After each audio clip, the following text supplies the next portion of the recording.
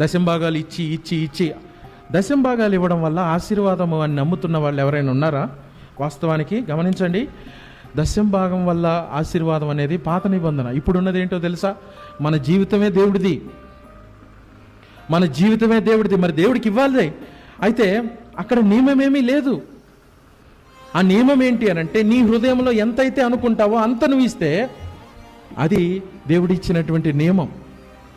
ఇప్పుడు ప్రయాసపడి భారం మోసుకునిచున్న సమస్త జనులారా నా యొద్దకు రండి, నేను మీకు విశ్రాంతిని కలుగజేస్తానంటే ఏంటి? ఏ ప్రయాస? మత్తయి సువార్త 23:4 మోయ సఖ్యము గాని భారమైన బరువులు కట్టి మనుషుల భుజముల మీద వారు పెట్టుదురే గాని తమ వ్రేలితోనైనను వాటిని ప్రయాసపడి భారం మోసుకునిచున్న వారా నా యొద్దకు రండి. ఏ ప్రయాస? ఇదిగో మోయ సఖ్యము గాని, యూదులు మీ మీద కట్టిన భారం, మీ మీద కట్టిన కాడి ఏదైతే ఉందో దాన్ని విమోచించి కూడా నా దగ్గరికి రండి. మోయ సఖ్యమైన భారము అయిన కాడి మనుషులు కట్టింది ఏంటి? ఖచ్చితంగా నువ్వు ఈ పని చేస్తేనే ఆశీర్వదించబడతావు. బాబు, ఇజ్రాయేలీలు పోపులోను పొదువులోను అన్నిట్లో పోపు పొదీనా నువ్వు ప్రతిరోజు తీసే దాంట్లో పోపులోను పొదీనాలోను దశంభాగం ఇవ్వాలి. కానీ కనికరమును న్యాయమును మర్చిపోయి మనుషుల్ని ఇలా కట్టిపెట్టారు. ప్రతి మత సంబంధమైన కట్టడిని విరగొట్టడానికి క్రీస్తు ఈ లోకానికి వచ్చాడు. జ్ఞానవంతుల్ని వెక్కిరించడానికి క్రీస్తు ఈ లోకానికి వచ్చాడు. ఓ దశంభాగం లేదు, చెప్పకపోతే అది కూడా ఎవరు బ్రదర్, వాళ్ళకి తెలియాలి కదా. నువ్వు వాళ్ళకి చెప్పాల్సింది అది కాదు, చెప్పాల్సింది క్రీస్తు గురించి.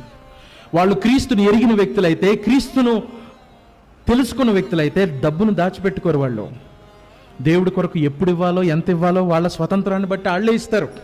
క్రీస్తు మనుషుల్ని స్వతంత్రులుగా చేశాడు. మరలా మీరు కాడి కింద చిక్కుకోండి కనకండి అని అంటాడు.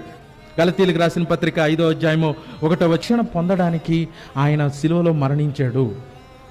ఆయన కార్చిన రక్తము, ఆయన చేసిన బలియాగము నిన్ను నన్ను విడుదల చేసింది. మనం స్వతంత్రులం. ఈ పని చేస్తే బాగుపడతాం, ఈ పని చేస్తే ఇలా ఉంటాం, ఇలా ఉంటాం, అలా ఉంటామని ఎవరు చెప్పినా కూడా మీరు నమ్మద్దు. మరలా క్రియల తట్టుకు మీరు వెళ్ళవద్దు. ఆయన కొలసీలు రాసిన పత్రికలో అంటాడు, సబ్బాతు దినమని, విశ్రాంతి దినమని ఎవడూ కూడా మిమ్మల్ని దొంగిలించకుండా చూసుకోండి. మీరు క్రీస్తుకు కట్టబడి ఉన్నారు. క్రీస్తుకు ఏమీ ఇవ్వాల్సిన అవసరం లేదంట. విశ్వాసం ఉంచితే నీతిమంతుడిని అయిపోతానంట. డబ్బులన్నీ దాచిపెట్టుకుందాం అని శరీర సంబంధిగా ఎప్పుడు కూడా దేవుడి కొరకు పని చేయకుండా తమను సొమ్ము వెనకేసుకున్న వాడల్లా కూడా వాడి సొమ్ము చిల్లు చంచులో వేసినట్టు కిందకు పోతానే ఉంటుంది. మరలా మనం గమనించండి, ఆత్మ సంబంధమైన విషయాల్లో దేవుని ఆత్మచేత వాడు నడిపించబడాలి, కాడి కింద కాదు.